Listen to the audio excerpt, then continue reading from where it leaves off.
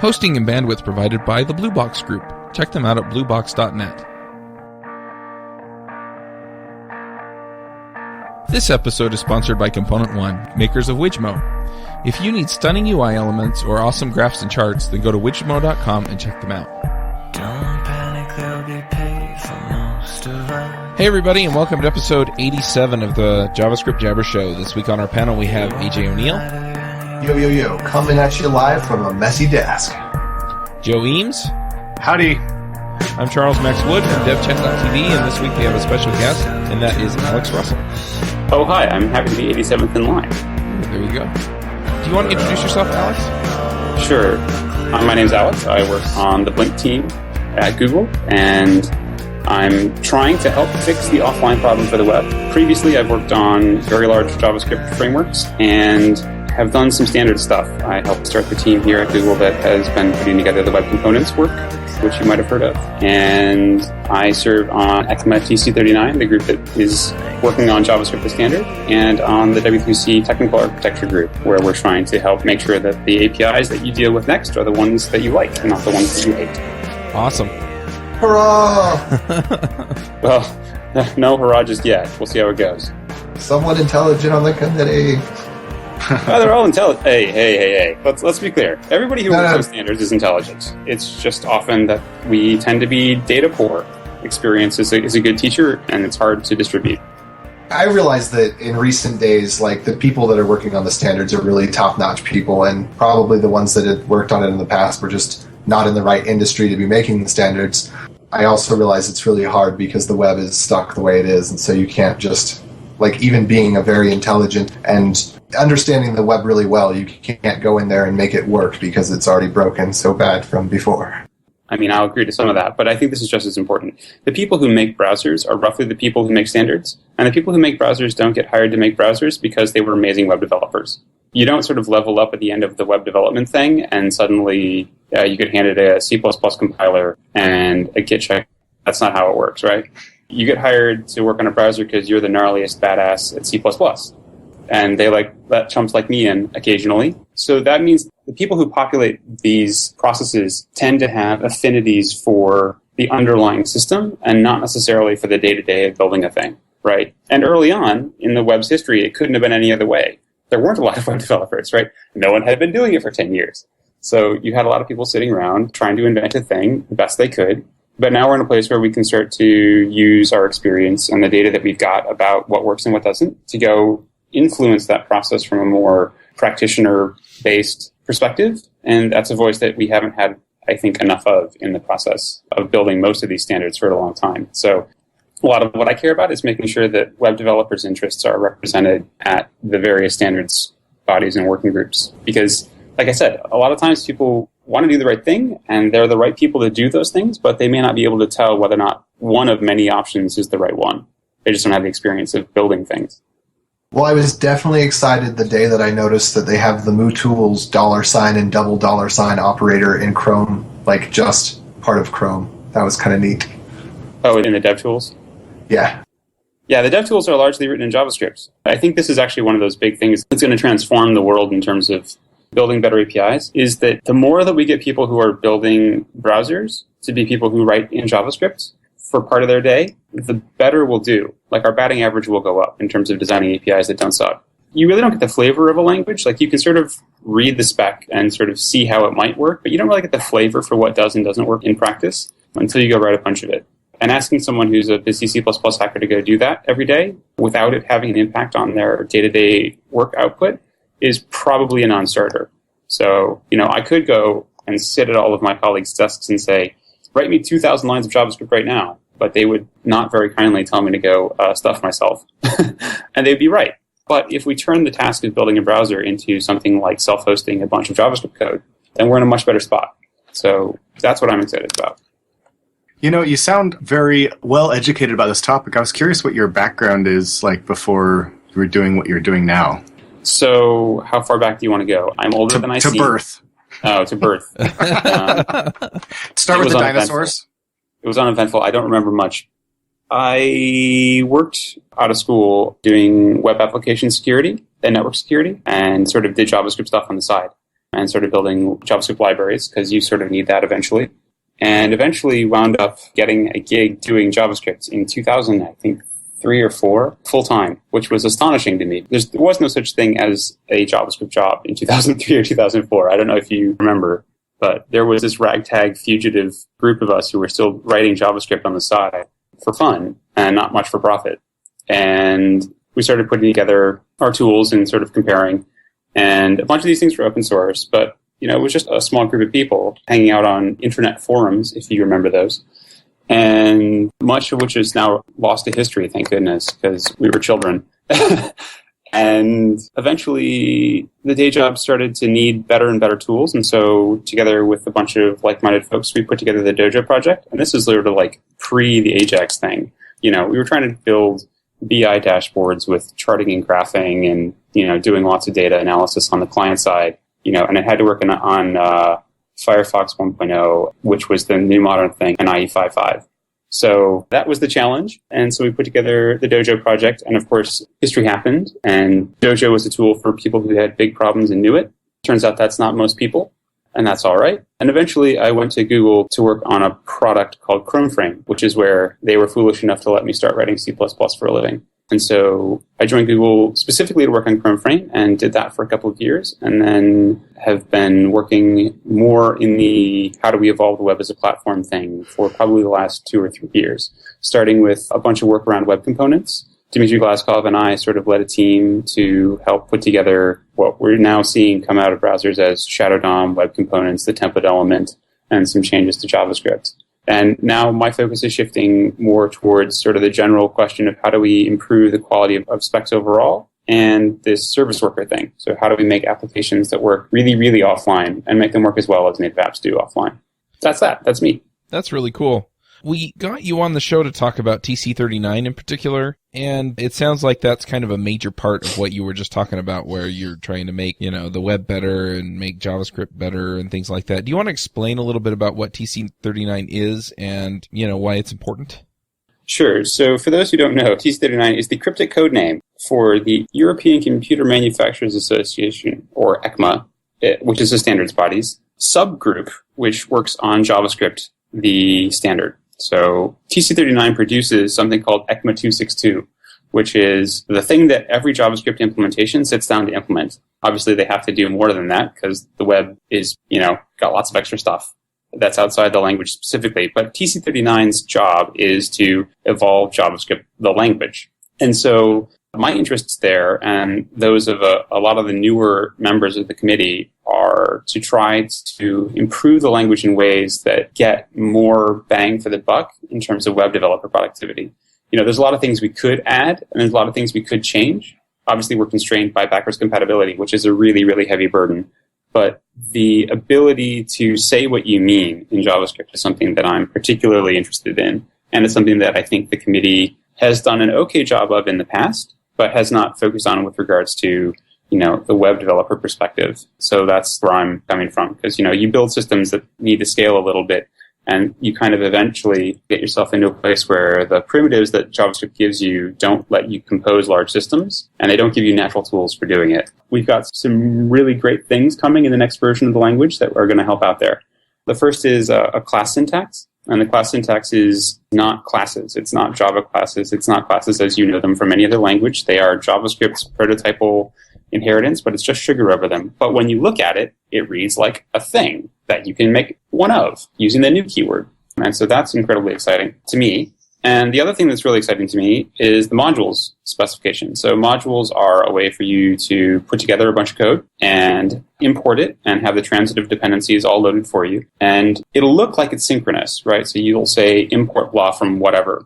But because we're in the language and not using a library, we're not having to sort of work around the language's limitations. We can actually make that loading asynchronous, but make the execution of it appear synchronous from the perspective of the code that's loading somebody else's module. And so this is the one thing that the language can do, is to use syntax to sort of move the goalposts that you can't really do unless you are a compiler or a preprocessor. You don't really have the ability to go take those opportunities and turn them into things that are good for end users. And I think that's what the committee should be doing a lot of, and I'm grateful that we're doing a lot of it in ECMAScript 6. I guess there are a couple of questions that I have about TC39 and the way that it works. But Shoot. One of the things that really comes in that I wonder about, and AJ kind of talked about this when he was talking about, backwards compatibility and things. And backwards compatibility has backwards in it. And some of the stuff that we used to do on the internet doesn't make a lot of sense anymore. But we still have to support that stuff. So do you try and make decisions with the things that we do moving forward with an eye to that? And do you find that it limits the decisions that TC39 is able to make regarding the language? Yes and yes. So TC39 is hugely constrained by the ability to not change the language, right? So you could imagine that there are a bunch of tools in the toolbox when you're trying to evolve a language. And one of them, it's a big hammer, is that you can just get people to opt into a new mode. Right, you can say script type text / JavaScript.next or something like that, right? Or you could, as we did with ES5, have the use strict pragma, which puts you into a brand new mode of operation in which the things that you think you know can change and new syntax can be introduced without a lot of worry.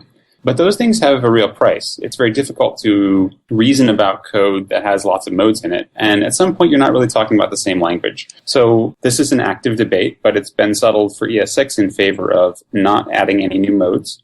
The tagline is 1JS, which means that the set of things that we can do must be fully backwards compatible. That doesn't mean that you should be able to use all those things from old browsers, but it means that we can't change anything that you could write. Any code that would have run before must run still. So that takes a lot of options off the table in terms of adding new stuff and the form of the new things that we can add as well. That's okay, though. I think that having that responsibility towards continuity is just something that you bite off when you've got a really successful platform. And I think for as much as people kind of are frustrated about the web, the one thing to remember is that it's probably the world's most successful platform anywhere ever, which is why I'm interested in working on it. Web developers don't settle for having a billion users, right? So that means that, okay, well, what about people on a Windows phone or people on, a Mac, right? You don't sort of think about that as a web developer. You sort of think about the entire world as a set of users that you could potentially be addressing. And you don't really think about devices. I mean, you do. You think about the constraints of those devices, but you don't really think about specific devices if you're doing it right. And the web maintaining that reach is something that ECMA TC39, I think, is doing a pretty good job of. Gotcha. Are there features that you guys are kind of working toward that you're kind of slowly going after because you can't just jump ahead that fast? So the real challenge with adding any new feature to a language, specifically syntactic, is that you kind of have to integrate it. You can't just sort of throw something in. Let me give you an example. So there are two new operators in ES6 called spread and rest, and you'll see them as ... You'll see something ... or ... something. And they are shorthands for expanding and contracting arrays. And so you don't have to do things like .apply anymore. You can just use ... to in place expand an array of stuff, which is really, really, really nice. It's an outstanding convenience. But any place that you can add that ... is something that we have to go consider with regards to the grammar productions and the syntax and semantics of what you could have done there before. And we have to make sure not to break anything. So there are cases where in order to enable certain features, we have to go think through all of the cases in which those new features might interact with other features in the language. So the one that always totally F's us in the ear is something called automatic semicolon insertion. You've seen the fad for leaving semicolons off. This is ASI. And ASI is a language designer's nightmare. It's kind of like the comma operator in C++. It means that sometimes you'll write some bad code and it'll look like it's doing the right thing because it'll mostly work. And then you change it a little bit and then it doesn't work. That's kind of bad news. And you can see why it happened and you can see why someone added that. But now we're stuck with it. And so that means anywhere that you might cross a new line, you have to think about the implications of a new line interacting with, ASI. Does that make sense? Yep. Yeah, it sucks. I don't recommend you do this for fun, but I do recommend that if you find yourself with some free time and a lot of interest, that you do get involved. One of the things that's been really productive in the last couple of years, TC39, has been getting more people with a web development background to be part of the committee. So we've got a lot more representation now from some folks from Facebook, Yahoo, many Googlers, and Yehuda Katz from jQuery and Rick Waldron from jQuery are showing up on a regular basis, and that has been a huge boon to changing the terms of the debate in favor of making the cut for each of these decisions in a way that sort of favors what web developers would imagine would be the right thing to do. Does that make sense? Mm-hmm. Like, you kind of have to predict your users a little bit here. You can't go invent something so totally alien. I mean, you can count on it effectively being the de facto thing, but you can't sort of just be like, we're going totally to the right here, when before we were zagging to the left. And having that influence has been incredibly productive. But yeah, in terms of big features we're working towards, modularity, right? Being able to structure your code in a way that feels like it meant to live together. Today, we have no concept of that. And there are a bunch of really interesting things around doing that. Defining the event loop. So, if you write something in C, at the core of your application, you'll have this little while one. You'll have an event loop, and you'll dispatch things to threads as you need to. Or you'll take an event loop from someplace else that seems really productive, and you'll use that. The web sort of has an implicit event loop, and now we've got a bunch of things contending for it. So set timeout was the first of those, right? And set interval. But now we've got request animation frame, and we're going to have object.observe, and we're going to have mutation observers in the DOM, actually, which are shipping in Firefox and Chrome now. And all of those things would like to have a very tight relationship to when JavaScript code execution ends. And the spec has always sort of assumed that you're going to write some code and it's going to run top to bottom, right? There is no idea of another turn. There's only sort of, here's your program, and now we're done. It's been a very, very simple language. But in the web context, there's always been this kind of implicit cooperation with an event fires, and now we start a new turn, and some code runs. And that's a thing that's been outside of JavaScript's spec, but has been inside the DOM. But nobody, because it isn't anybody's particular business, has really sat down to define that. And that's something that we're probably going to sort of bite off defining when we add object.observe in ECMAScript 7. So that's one of those big things. It doesn't seem like it's really important, but until we have it defined, until we actually sit down and do the archaeology of figuring out how that thing is supposed to work, it's very difficult for us to provide you the control that you need to go do things with high performance that might need to cooperate with the event loop. So, for instance, data binding. Object.observe is a feature that we kind of developed, Raphael Weinstein developed with Adam Klein and Eric Arvidsson to enable high-performance data binding, like the sort you're seeing in Ember and in Angular and in the MDB library that we're shipping as part of Polymer. Those data binding scenarios need you to be able to see a consistent state of the world, and that means waiting until JavaScript is done executing, and then we'll notify you of things that have changed in the environment. Like, that's the only sort of sane model. And to get that, we have to sort of have an idea of when JavaScript is done executing and what it means to be doing something before the end of the turn or the next turn, and we don't have that today. Wait, explain that a little bit better, because I'm not clear on what you're saying. We don't have a way to do that. So today, if I say request animation frame, I'm going to get called back in just before the browser swap buffer, right? Before it decides to go paint something. And if I say set timeout or set interval, the browser is going to put a thing on a timer queue, and it's going to, at some time in the future, usually sometime more than 13 milliseconds from now, call me back. Does that make sense? But there's no way today to sort of hook into the time that you could describe as when JavaScript is done running, right? When your code is fully off the stack and there's nothing else to do. But before I go back to the browser and say, hey, go update some DOM or paint some stuff or handle some input events, right? So because the browser is single-threaded and we have a single event loop, we all sort of are coordinating about it. And so you can imagine that the way it works when you're like dragging a mouse across a screen is that, let's say you hover over a link and it needs to paint that thing as being underlined, right? At the same time, it's going to dispatch some on-mouse over and on-mouse enter events.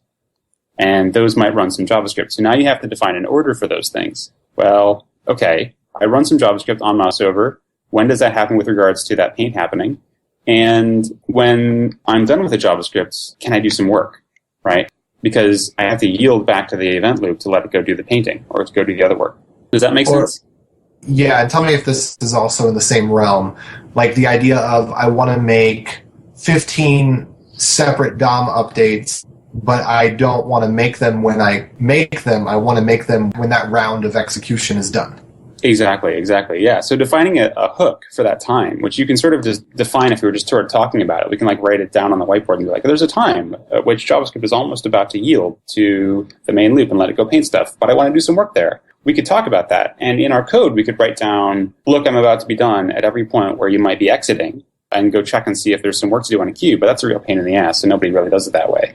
It'd be better if the system gave you a hook to do that, right? Have you used Connect or Express much?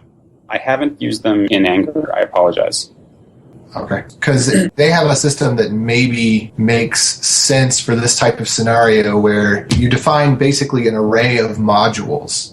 And every time an HTTP request comes in, it goes through the array. And like the top thing in the array is normally something like your cacher or your logger, which actually has the ability to overwrite the response. So it comes through the stack, and everything has an opportunity to modify the things that are going to happen at the end. You do all of your work, and then you call send to send the response. And this is all Node.js server-side stuff. So you call send to send the response, and then it goes back through and hits all of those modules that had hooked in a second time. Yeah, that sounds very similar to what you would be able to do with observe in this way. And so basically, anyway, one of the things we're trying to do here is just define how all of these different things, which sort of define different buckets between mutation observers, a request animation frame, object.observe, and promise delivery, which is something else that I've been working on, how they all interact with each other and when those buckets get filled and drained. That's just something that we have to define the event loop for. So that's something we're working towards as well. So you said promise delivery. Is there going to be some sort of promises spec that actually makes it into the language, like this is how we do JavaScript kind of deal? Yes, there is. I started working with a bunch of people almost a year ago now. God, this stuff moves so slow. To try to come up with a consensus promises design. It eventually wound up being A+ compatible. We sort of redid a design in April or May, and then a bunch of bike shedding happened. But the good news is that as of the Boston meeting, which I think was September, we have a design which is going to be in ECMAScript 6. So it'll be in the next version of the language. We're implementing in Chrome now. And I know that Firefox is implementing now. So promises as part of the standard are going to be in. Our initial tack was to go do it in DOM. So I worked out with Anna Van Kesteren to get a version of promises into DOM. And we've sort of leveled up from there to get them into the language proper, which is pretty badass, actually. Yeah, that is amazing. How many of the features that go into future versions of ECMAScript or JavaScript come from these ideas where somebody goes out and actually implements a library that does it? I think quite a few, right? If you look at the module system thing, many languages have module systems. JavaScript has had many. I've built a couple. Eric Arvidsson has built at least one. A lot of the folks in the room have been building module systems. I worked with James Burke on Dojo, and Dojo eventually sort of, birthed a lot of the AMD work that's happening now. So modules are kind of a thing that we kind of know we need, and we've got a lot of experience with kind of the question of resolution. Yehuda Katz and Dave Herman have been doing the heavy lifting on ES6 modules, so all credit goes to them for getting it to the state that it's in now, and Jason Orendorf. But it's looking really good, and it sort of meets all of the needs, and it has all the pieces that you need to plug into it with to make your own kind of module system go. So if you want to build a module loader that can be compatible with AMD or with Node modules, you can kind of do that. You kind of have to plug in a bootstrap to make that work, but the native module syntax is really nice as well. And so, yeah, kind of having the community experience feed into the requirements list is really one of the most important things. I think it's also worth cautioning, though, that one of the things that people often expect out of the standards bodies is that they are going to go and just rubber stamp somebody's library, right? Like the question always comes up, why didn't you put jQuery into the DOM, right? And the answer is usually that you have more opportunities to do a good job when you can change the core of the system. And you would do things in a different way if you could change the core of the system, right? The designs that, we came up with for libraries like in Dojo or in jQuery are just not designs that we would have come up with if we were able to change the whole thing. Like if we could actually go change DOM, you would just go put these methods on the DOM itself, right? You wouldn't go wrap everything. Those are the sorts of areas where you sort of have to redesign things to fit into the system well. And so what you're looking for is the experience of this is a really productive pattern. This is a really productive way to work. This is a thing that I would like to be able to do. And less the form of this is exactly how I want to do it.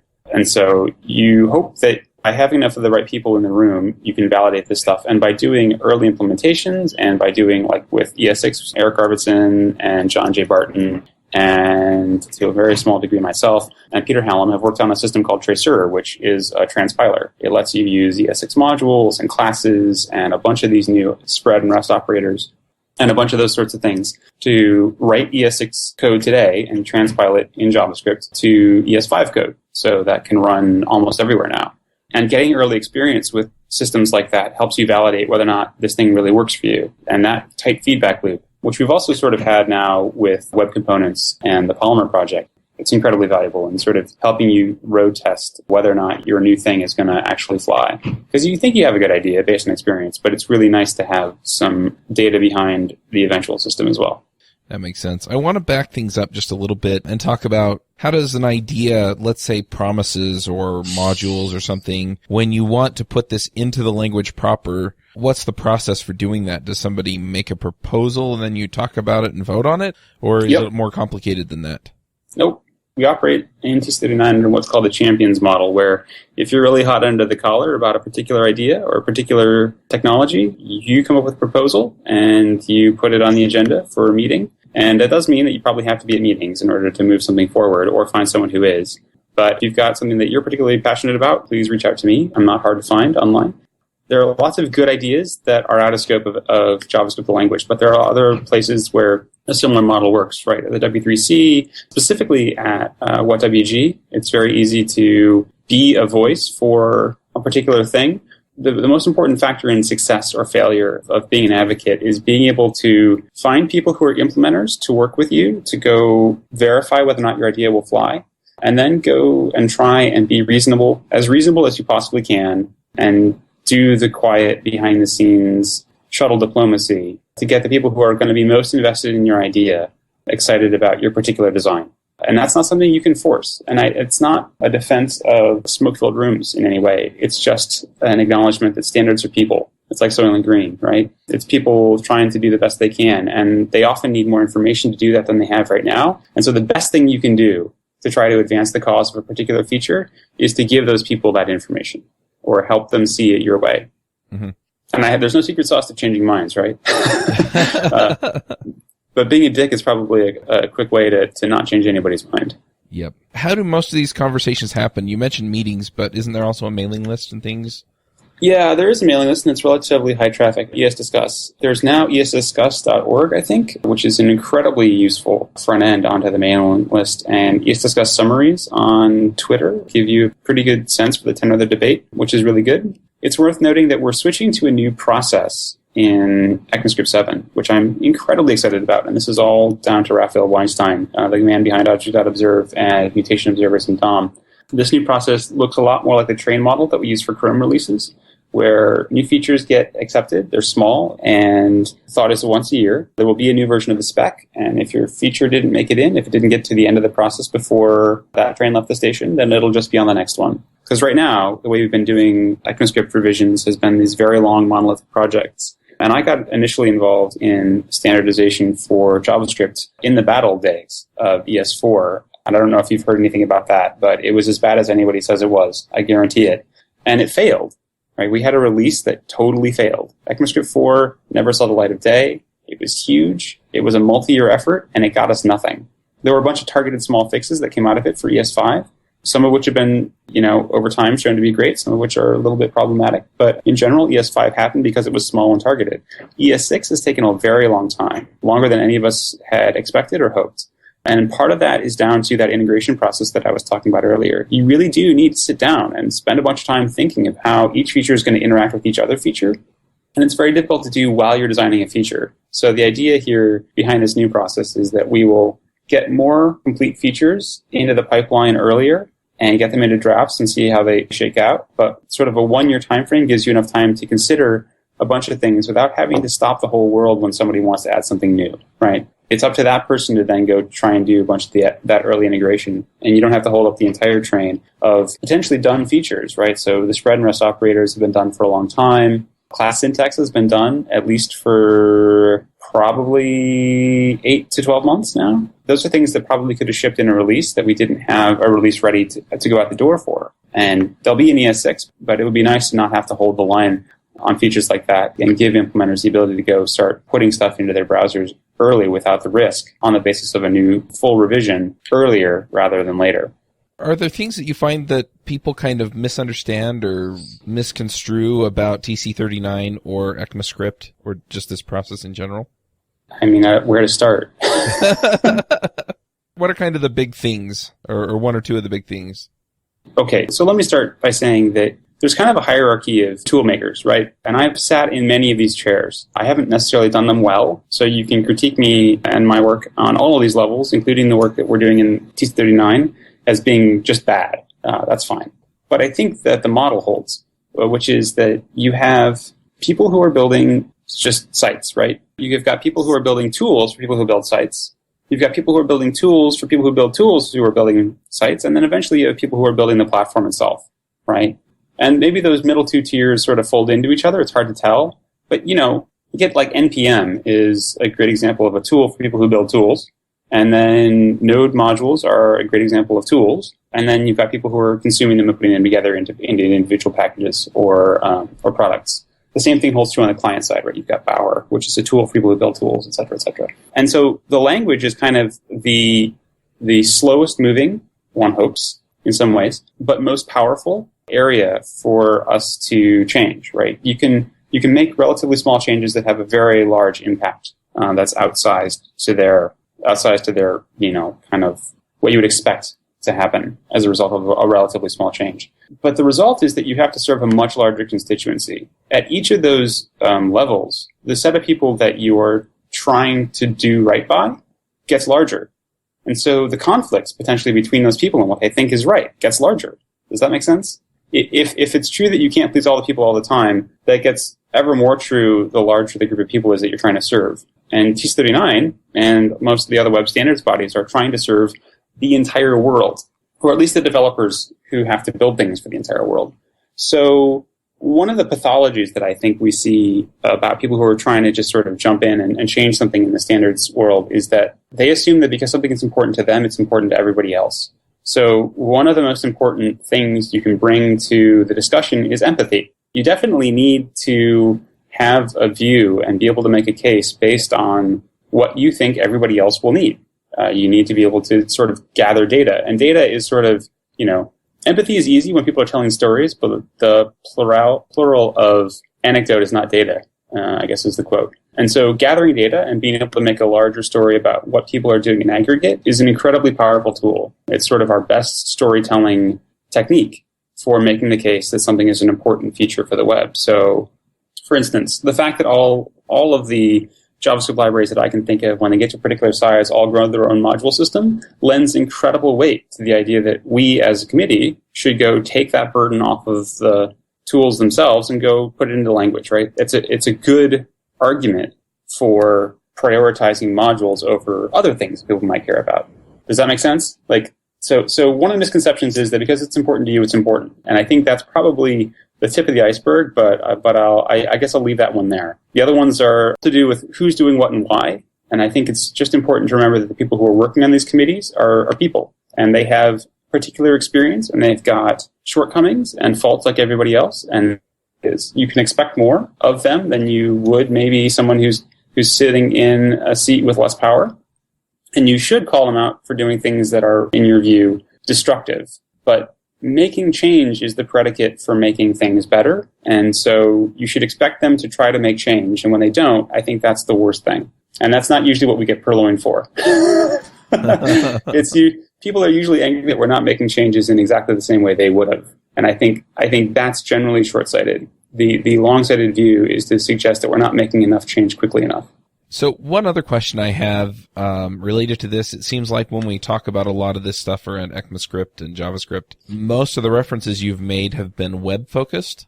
And I'm wondering, do you take into consideration very often things like Node.js or some of these other server-side systems? And Sure, absolutely. But it's worth noting that server-side systems have it easy. And I think this is an important point that usually gets lost in the debate, which is that if I'm building something for a server-side system, I generally speaking get to call the shots in terms of the deployment environment. I also get to call the shots in terms of often the hardware, or at least I can make reasonable constraints about them. The available bandwidth to get code and to run code and the available CPU isn't necessarily infinite, but it's certainly knowable, if not individually, certainly in aggregate. This is the sort of thing that you have much less ability to change on the client. The client is a harder target. And anybody who tells you that the server is harder is lying to you. Lying to you. I've been on both sides, and I can tell you that they are lying to you. It's like someone who's a server engineer is saying the client-side engineering isn't very, or that building websites, that's just HTML, right? Yeah, right. I happily have you come and build my 3-column CSS that has to be compatible everywhere, right? Let's talk about that. So it's worth acknowledging that the different skills, they can all be hard, but the constraints that you've got in the server-side environment are generally easier. And so between being able to consume new features fastest, right? People who are using Node or are using other server-side deployment environments for languages generally get to call a version of their VM, and that usually means that they get to use newer features faster until it's sort of like the pervasive thing, right? Like you might get stuck in a Java shop having to support Java 1.4.2 forever, effectively. Certainly longer than a product lifecycle. But if you're working in Node, you almost always get to say, use the latest Node, right? Use the latest NPM package. And they've done a good job insulating some of their users with semantic versions from some of that churn. But I think in general, it's just easier to come up with an environment and a deployment story that makes sense for you than it is on the client. And so between there being many, many more web users and web developers than there are server-side JavaScript developers, and there being a much easier on-ramp to using new stuff on the server, I think we definitely owe the client as much attention as we can give it, in part because if you let the server's easier requirements dominate, you do things that are suboptimal for the client, which you just can't recover from like you would be able to when you have more resources like you do on the server. So, question. Are there people that are on the committee that are core people in the Node community? The Node community has chosen not to represent itself, I think is the easiest way to put it. It would be great if someone from one of the large Node hosting firms were to sponsor someone from the Node community to come to meetings and advocate their view. We do try to be responsive to them, but I think it's worth noting that there's been a lot of back and forth about this, and a lot of it comes down to different expectations about how things can run. Like the module system is in particular very contentious in a way that I find, frankly, astonishing. The argument seems to be, you guys shouldn't do a module system because then people will use it. It's like, what? I thought that was the point. I have noticed like a peculiar thing about the Node community is there are some people at the head of it that kind of had to have this anarchist attitude, which I think is really strange. Oh, that's fine, and it's fine for them. But the job of the standards committee is to serve everybody who's not them. Well, but see, here's I would love to see some Node representation in the committee. I mean, I guess if they don't want to do it, they don't want to do it. Maybe we can all just all 20,000 people that listen in can just at Joyent and say, get someone from Node on the committee so that Node doesn't do crazy awesome things that then cause problems and vice versa. Make sure that Node actually takes advantage of things that are coming down the pipeline. Because it's worth noting that Node has the opportunity to take advantage of new stuff just as soon as it's in V8. So, they're privileged from that perspective. Node gets the best of this stuff, so they would be an ideal testing lab and initial deployment environment for a lot of these new features. They would be sort of the best case scenario users of new language features. I just think it's been really strange how Node's been around for a couple of years, and there have been new browser APIs that have solved the same problem as the Node APIs, and now Chrome's coming out with their kind of not server-side, but if you will, server-side platform. And so we have these couple of different platforms that are really, really close, and I would love it if everyone got in the same room and were oh, well, yeah, it's only, 2 keywords different for us to do it this way than that way, like the array buffer implementation or the module system or, other small things like that hugely, hugely affect your ability to reuse code. Yeah, I think I have some experience there. I worked for a company called JotSpot for a while, where we were building an application platform cleverly disguised as a wiki. And it was JavaScript on the server side and JavaScript on the client, obviously. In 2006? 2007? Can you imagine? And it turned out that our ability to share code was relatively minimal because I guess at that point, clients weren't able to be nearly as modern as servers, although that's changing pretty rapidly. And at the same time, we did discover that the different constraints that you have, specifically about being able to load code quickly on the server, changed what you were willing to do. I hope that we can actually get to a point where we can share a lot more stuff once we have the service worker implementation, because that'll let us more cheaply cache a lot of stuff that we'd like to be able to depend on in our apps. We don't have that yet, but it's coming. So Yeah, I think there's a future where we'll share more stuff. Like I said, I hope that, like you say, the folks at Joyent, the folks at other Heroku, other large node beneficiaries will find willing folks from that community to come help us out design things with us. But folks like Dominic Danicola, who is pretty well known in the node community, has definitely made the transition. He's helped us out in terms of getting promises finally pushed over the line late this year. So, like I said, standards are just people.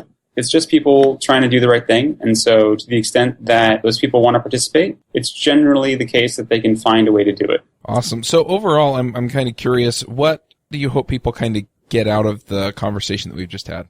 Please don't be a dick. That's good advice for a lot of people out there. I feel comfortable saying mission accomplished on that one. Yeah. I think the way to put it that's maybe more tactful is that when it comes to making progress in the world, convincing everybody else that you're right is significantly more important than being right about specifics. You have to be right in general. You have to have sort of like the right shape of it. But getting everybody else on board is the thing that most people are, at least in our community, are less able to think of as being a good thing versus an absolutely correct technical answer based on all the particular constraints that you've got in front of you, right? The idea that you might get an answer that's good but not great, and that might still deliver enormous value is something that, as trained engineers, where you get 0 points for getting the wrong answer, right? It's something that is very much a cultural norm that we have yet to build facility with. Does that dress it up enough? Just please don't be a dick. Great. Awesome. Very nice. All right. Do you guys have any other questions before we get into the picks? I was kind of curious, what feature do you personally hope most makes it into JavaScript? Traits. So we got classes, but we have no composition mechanism for classes. Inheritance is a pretty weak sauce way to go build stuff. So the way that we build sort of large systems, or that I've built large systems in JavaScript, has been sort of a mix of inheritance and mix-ins. And so mix-ins are sort of the way you do like other class.call this in your constructor, if you know what I'm talking about, and you copy properties in. And that's a really productive way to go use composition instead of inheritance to construct aggregate things that are bigger. And if you're going to try and build a system that scales and not copy a lot of code and not have this sort of like terrible back pressure on an inheritance hierarchy where you wind up moving things up the inheritance chain just because some random subclass over there might need it too, composition is the way forward. And JavaScript badly needs a composition mechanism. We didn't get it done in ES6. It was hard enough getting classes past some of the folks in the committee, and for not the reasons you'd imagine. But now that we've got them, we have an opportunity to do a good job by sort of putting together an official version of the mix-in pattern here too. And I'm really excited about that potential. Awesome. So here's another kind of off-the-wall question. Which backwards compatibility issue do you hate the most? That is a good question. You're going to have to give me a minute. It's a very long list. I want a blog post now. Just put the list on a website somewhere. Yeah, really. Please make me crazy, and here's why. I think the one that makes us least able to have nice things is automatic semicolon insertion, ASI. Yeah. So I have a question about that, because it seems like it's something that's built into the browser. Oh, no, I take it back. It's not ASI. It's got to be plus equal. It's got to be the plus operator and the dot operator. Oh, dot operator. I'm sorry. Like I said, I can't choose. The dot operator is the craziest part of JavaScript. In case it's not clear, the way dot works to both dereference things and to set up the caller is super clever and super insane. It means that we can't ever have bound methods. You can't rely on them even if they are. And it just constrains our ability to design other features in a way that makes sense with regards to the thing on the left-hand side. What were those two things you mentioned? What were the two parts? Oh, for the dot operator? Yeah. Yeah, so you know how other languages, if you have a class, you usually get bound methods? Yes. Yeah. Like, I can extract a method and call it, and it'll still have this be the thing that I pulled it off of? Mm-hmm. Yeah. Yeah, it is nice. JavaScript doesn't work that way, which means that passing That's not as nice. Yeah, passing callbacks around is a real pain in the ass. So what is the 2-minute version of how that works? The 2-minute version of how... The dot calling notation works?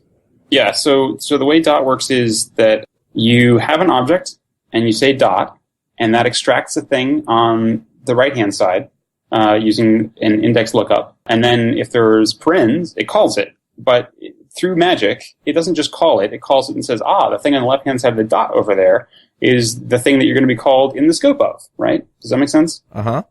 Yeah. And it's that little magic. It's that little aha, wink, wink, nudge, nudge moment where it goes, yeah, but look just behind you over there on the left-hand side of the dot. That's your caller. That means we can't have nice things. Because it means that if you just extract the method normally and don't have the parens, it won't be called, which means that you lose the thing that extracted you, and now you're just a function floating free in space, right? Does that make sense? Aha, okay. So like if there were an ampersand for when you want to pass, like C, that would make it easier if that operator for passing a reference were separate from the operator for looking up the caller. Yeah, I've proposed something like what I call soft binding a couple of times. No one in the committee thinks it's a good idea, and it's got problems. And like just because of the way JavaScript works, it means that it's incredibly difficult to repair. But I think between that and automatic semicolon insertion, they probably screw us about the same amount. Now, is automatic semicolon insertion an official part of the language? Oh yeah, you bet. There's definite text in the spec for ASI. Okay, because part of the grammar. When I first heard about it, I was like, so is that just a convenience thing that the browser does? Okay, so that makes sense. So there are actual, this is how this is supposed to work, and the rules are the way the rules are. Yeah. We've designed this language to be broken on purpose.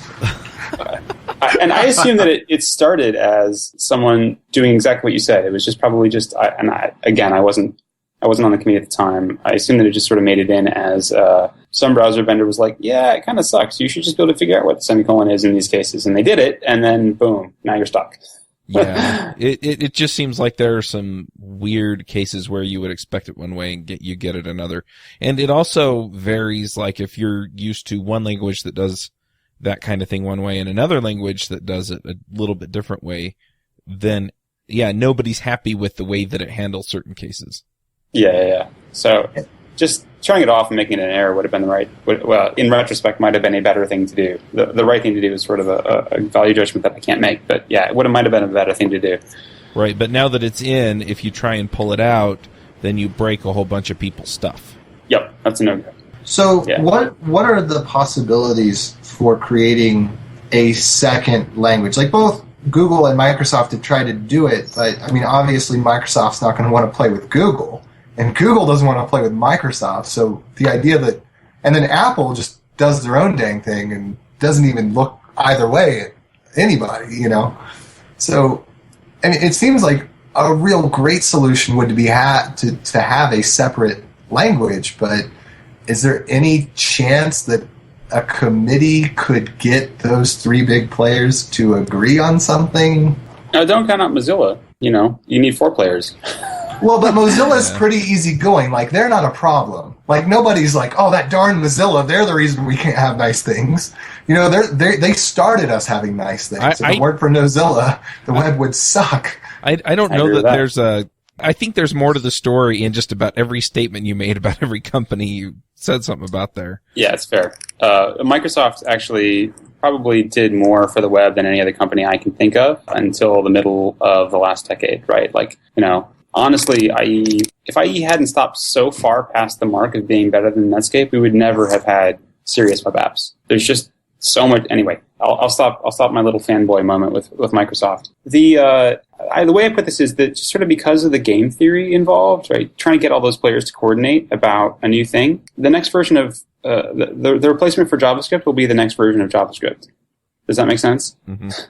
Like, you could try to bootstrap a quote-unquote new language, but I personally, and this is just my personal view, this is not a Google thing, this is not anybody else, this is just sort of like me sort of looking at the pieces on the board going, I was kind of assuming that was everything you said today. Oh, good. Good. The way I look at this is that it just seems, and perhaps this is a lack of vision on my part, but it seems implausible to me that you're going to incentivize all of these players to go coordinate on another language that's very much like JavaScript, which JavaScript could eclipse most of the virtues of in the near future. Look at things like ASM.js out of Mozilla, or a bunch of the features that we're adding in ES6, right? Like, we're able to actually go and take value off the table with new versions of the language and with new versions of the DOM APIs that sort of take some of the breathing room away from other up-and-coming languages that might fill the same niche. And that makes getting the agreement between all of those parties to go implement a new version of something else and make it compatible with the web, to me, it just seems almost insurmountable. I mean, good luck on anyone who's willing to try and who has a language that's compelling enough to make that a real possibility. So what I hear you saying basically is that because JavaScript solves enough of the problems in a reasonable enough way, and because it could conceivably move ahead to fill the space that a lot of these other value propositions that a new language would have, there just isn't enough of a value proposition for a new language to be built that everybody's going to agree on that makes a ton of sense.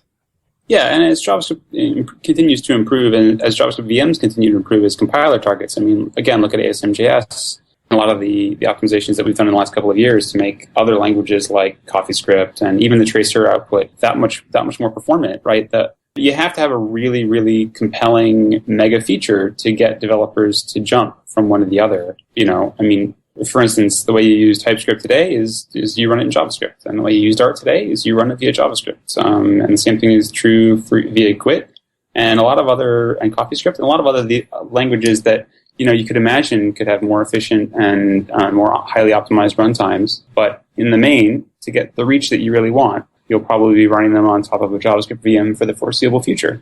I also wonder too if would we just, if we did invent another language, would we just be inventing a new problem set for us to solve, 10, 15 years down the road, just like where we're at with JavaScript right now? Oh yeah, absolutely. That is the legacy of legacy. As soon as your platform is successful enough to encourage you not to change it quickly anymore, all the problems that you thought were relatively small will become enormous. Look at Windows, right? Windows is the product of its own success, for good and for ill. Mm-hmm. Same thing is, I guess, less true of iOS, but they don't really care so much about having enormous reach. They just would like to have, I guess from my view, it seems like they would like to have all the people with lots of money paying them as opposed to all without lots of money. But, Android has a real backwards compatibility burden now too. And this is just sort of what happens when you're a successful platform. The real question is, can you as a new platform provide enough value to eclipse the last thing that's got a lot of legacy baggage, right? Can you provide enough of it in value in that delta to go make it worth doing?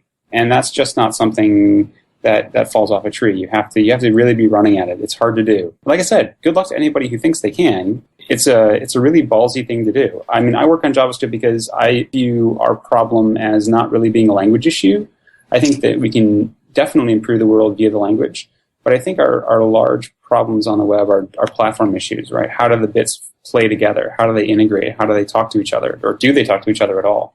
So my view is very much that improving the language that we program the web with can have some value, but there's a lot more bang for the buck to be had in fixing DOM and fixing the way we build component systems and fixing the way that the pieces talk to each other than there is in changing anything about the language at all, including its speed. So one last question that I have, and that is, do you think it'll ever be possible for us to sunset some of the features of JavaScript that are painful?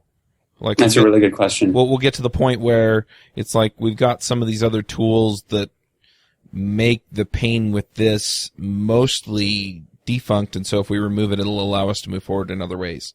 I don't know. There are some places where we've been able to talk ourselves into a position where we're like, yeah, no one's using that, and make some changes that would be backwards incompatible. This is the same burden that everybody on every major platform that's successful has, right? Can you change the behavior of a Windows API? Only if nobody's using it. Can you take features off of the web today? The answer is really only if nobody's using it. So, for instance, we're talking now on Blink Dev about removing XSLT support from Chromium, and the question is who's using it. It's not whether or not there's a spec for it or whether or not it's the right thing to do. It's just a question of is it paying for itself? Is it a feature that we would like to continue to have to support? or have to continue to support, and what does it cost us to continue supporting it? And that is definitely a case-by-case kind of decision that you answer with data. So from the Chromium perspective, we've got what we call use counters, which are a great way of us figuring out what percentage of the web's traffic actually uses a particular feature, and getting that kind of data out of JavaScript is probably going to be the way that we'll ever be able to make a case for or against particular problematic features getting dropped. So I heard rumor that the blink tag isn't going to be supported in Blink, and here you are talking about features that everyone uses. Yeah, it's a tough one. It helps that I'm kidding. It helps that CSS marquee is now in place, and you can blink things using CSS in many cases. So you've got options, and you can make a blink web component. So welcome to the future. Yay! So are you also going to get rid of marquee as well as blink? Because that would be awesome. There are so many websites I would visit more often. I don't know. I would actually have to go look at the use counters for marquee. And I will note that the CSS working group has recently ratified a marquee specification, CSS marquee. Go look it up. I'm not kidding. All right. Well, on that downer. No, actually, marquee is an incredibly important feature for much of the world where text doesn't fit neatly, and you may have very long words, or you may need to scroll in vertical areas in order to get the full meaning of something that wouldn't otherwise fit. So marquee is not a feature that the web can actually take away, because our English language preferences aside, it's just something you need in other places. So what you're telling me is pretty soon I can expect that my Kenwood MP3 player in my car will be running JavaScript for that little title show feature, huh? Yeah, you bet. Eventually everything's going to be running JavaScript. No, right? that'll be CSS. You can do that in CSS. CSS can do that without JavaScript. Oh, okay, so they'll just have a little CSS chip on the board there and makes it marquee for me. Okay, cool. I think it's, given the price of CPU, it'll be sentient soon enough. Perfect. All right, let's get to the picks. Joe, what are your picks? All right, I've got 2 picks. The first one is an iOS game. It's called Death Tower. And I picked this up. It was pretty cheap. And it's kind of like a little sort of mini RPG where you just go from room to room. And it's really quite addictive, 8-bit type graphics. Super fun, very cheap, but really just had a blast playing it. So I'm going to pick that, Death Tower. And then the other thing I'm going to pick is the Samsung AirTrack, which is a soundbar. I just picked one up and installed it last night, and I was so pleased with it. We just don't have enough volume coming out of our TV. We needed more volume, which is the only reason I bought it. And it's so small, it fits perfectly right underneath the TV. I had no idea that it did this because I just never bothered to care, because all I really was looking for was just more volume. But it has Bluetooth, so I was able to hook up my phone to it and play Pandora over the speaker, just by being in the same room. It was so nice. I just absolutely love it. This comes with a big subwoofer that puts out really great bass, and which is also wireless, by the way, which was very cool. So I really like having that AirTrack. It was a lot better buy than I thought I was going to get. And that's my picks. Awesome. AJ, what are your picks? I'm going to pick the movie The Host, because it was actually a really interesting, thought-provoking movie, and it had terrible reviews. So when I first was getting it from Redbox, I had the expectation that this was going to be something that I was seeing in order to make fun of it.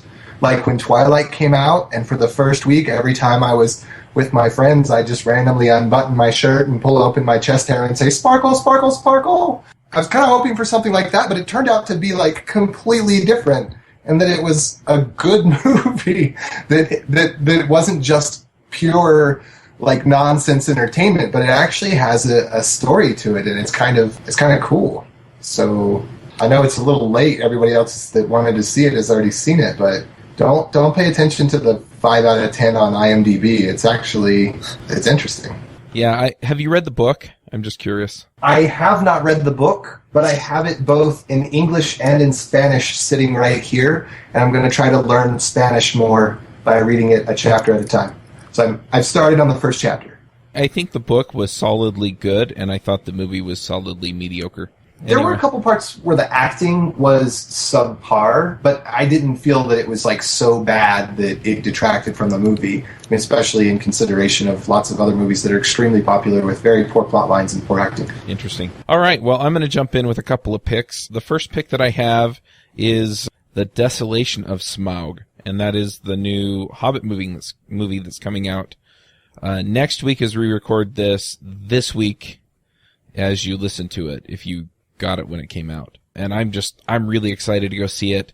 My wife actually got me tickets for my birthday, and yeah, I kind of dropped a hint that it had to be 3D IMAX, so I'm thrilled. I am totally excited to go. So on the movie front, that's something that I'm really enjoying. I've also been enjoying kind of along the same entertainment lines, the classic Doctor Who videos. And, you know, they're black and white. They recorded in the 60s. I got into the show with the newer kind of revitalization of the series.